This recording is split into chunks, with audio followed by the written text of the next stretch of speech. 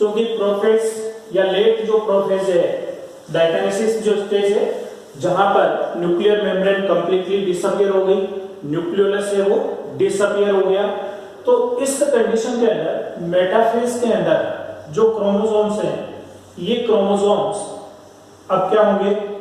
Metaphasic plate के ऊपर आते हैं। यानी ये जो सेंट्रल पार्ट है सेल का, जिसको हम मेटाफेजिक प्लेट कहते हैं, जैसा हमने माइटोसिस के अंदर भी पढ़ा था, तो यहां पर जो क्रोमोसोम्स हैं इनमें इस प्रकार से ये क्या हो जाते हैं,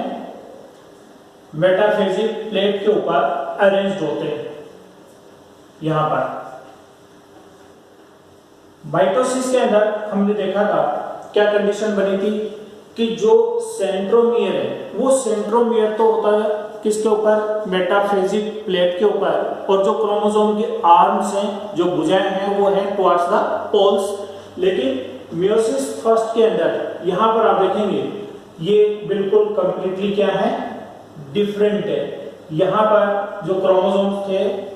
उनमें सेंट्रोमियर जो है वो तो किधर है, पोल्स की तरफ, और जो आर्म्स इनके हैं वो इक्वेटर की तरफ प्रेजेंट होती है। ये जो मेटाफेजिक प्लेट इसके अंदर बनती है वहां पर। तो जब मेटाफेज स्टार्ट होती है उसी समय इनिशियल स्टेज के अंदर, माइटोसिस के अंदर मैंने आपको बताया था क्या बनते हैं, स्पिंडल फाइबर्स का फॉर्मेशन होता है। यानी जो ट्यूबुलिन प्रोटीन है उस ट्यूबुलिन प्रोटीन के द्वारा यहाँ पर क्या बन जाते हैं, स्पिंडल फाइबर्स बनते हैं। तो ये स्पिंडल फाइबर्स जो है वो इन क्रोमोसोम्स के काइनेटोकोर के साथ में यहाँ पर जुड़े होते हैं। तो ये 3 प्रकार के स्पिंडल फाइबर्स जो है वो इनके अंदर बनते हैं। मीन्स एक तो वो जो काइनेटोकोर के साथ में जुड़े हुए हैं, क्रोमोसोमल हो गए। दूसरा पोल टू पोल डायरेक्ट एक दूसरे के साथ में अटैच होते हैं, क्रोमोसोम्स के साथ में वो अटैच नहीं होते। ये क्या हो गए, कंटिन्यूअस प्रकार के। और इन 2 क्रोमोसोम्स के बीच में यहां पर जो स्पिंडल फाइबर हैं वो कैसे होते हैं, इंटरजोनल प्रकार के। तो जो मेटाफेज फर्स्ट है उस मेटाफेज फर्स्ट के अंदर स्पिंडल फाइबर्स का फॉर्मेशन हो गया, और ये स्पिंडल फाइबर्स यहाँ पर क्रोमोसोम्स के साथ में क्या हो जाती हैं, अटैच्ड हो जाती हैं। इसके बाद जब एनाफेज स्टेज स्टार्ट होती है तो उस एनाफेज स्टेज के अंदर स्टूडेंट क्या कंडीशन डेवलप होती है कि यहाँ पर जो इंटरजोनल जो फाइबर्स हैं, ये इंटरजोनल फाइबर्स जो है लंबाई के अंदर बढ़ते हैं, और ये इन क्रोमोसोम्स को क्या करते हैं, रिपेल करने का काम करते हैं। यानी ये इनको क्या करेंगे,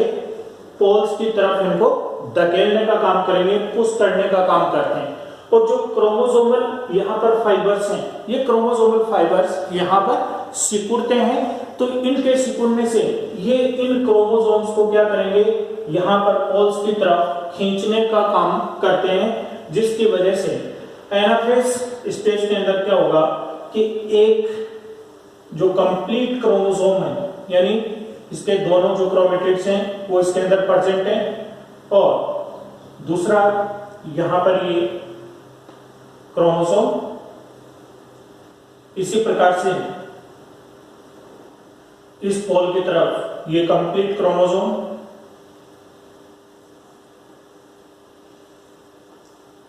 ये पोल्स की तरफ जाना स्टार्ट होते हैं। यानी एनाफेज जो स्टेज है उस एनाफेज स्टेज के अंदर जो क्रोमोसोमल जो मूवमेंट है या एनाफेजिक जो मूवमेंट है, वो एनाफेजिक मूवमेंट किस वजह से हो रही है कि जो इंटरजोनल जो फाइबर्स हैं वो यहाँ पर लंबाई में बढ़ते हैं, तो वो इन क्रोमोसोम्स को पोल्स की तरफ धकेलने का काम करेंगे। दूसरा जो क्रोमोसोमल जो फाइबर्स हैं वो सिकुड़ते हैं, तो ये क्रोमोसोम्स को पोल्स की ओर खींचने का काम जो है वो करते हैं, जिसकी वजह से ये क्रोमोसोम्स जो है कहां पर पहुंचने का काम करेंगे, इन पोल्स की तरफ पहुंचते हैं। किस स्टेज के अंदर, एनाफेज के अंदर। तो एनाफेजिक जो मूवमेंट है उस एनाफेजिक मूवमेंट के अंदर ये क्रोमोसोम्स जो है पोल्स की ओर खिंचाव जो है इनके अंदर आता है। और जब टेलोफेज स्टेज आती है उस टेलोफेज स्टेज के अंदर क्या कंडीशन होगी कि यहां पर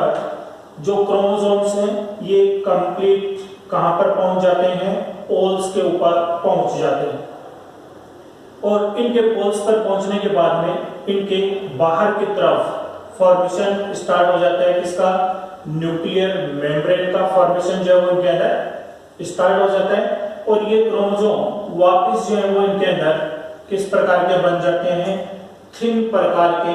बनना स्टार्ट हो जाते हैं, यानी ये वापस थ्रेड लाइक स्ट्रक्चर के अंदर कन्वर्ट हो जाते हैं। न्यूक्लियर जो मेम्ब्रेन है वो यहाँ पर बन जाती है, और इनके बीच में क्या बन जाएगी, मिडल लेमिला का फॉर्मेशन हो जाता है, क्योंकि प्लांट सेल के अंदर मैंने आपको बताया था कि जो साइटोकाइनेसिस है वो